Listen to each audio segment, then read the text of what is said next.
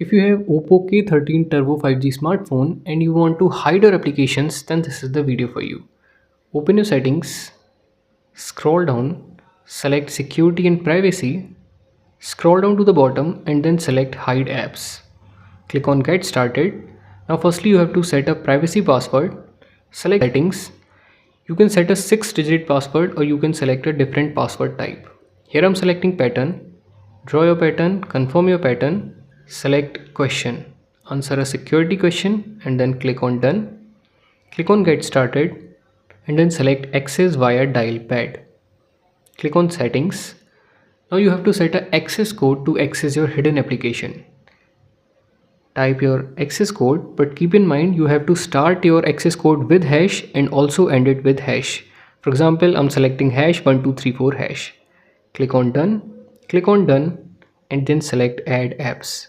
It will show you all the applications which are installed in your smartphone. Select the app you want to hide. For example, I want to hide my files from Google. As you can see in my app drawer, you can't see the files.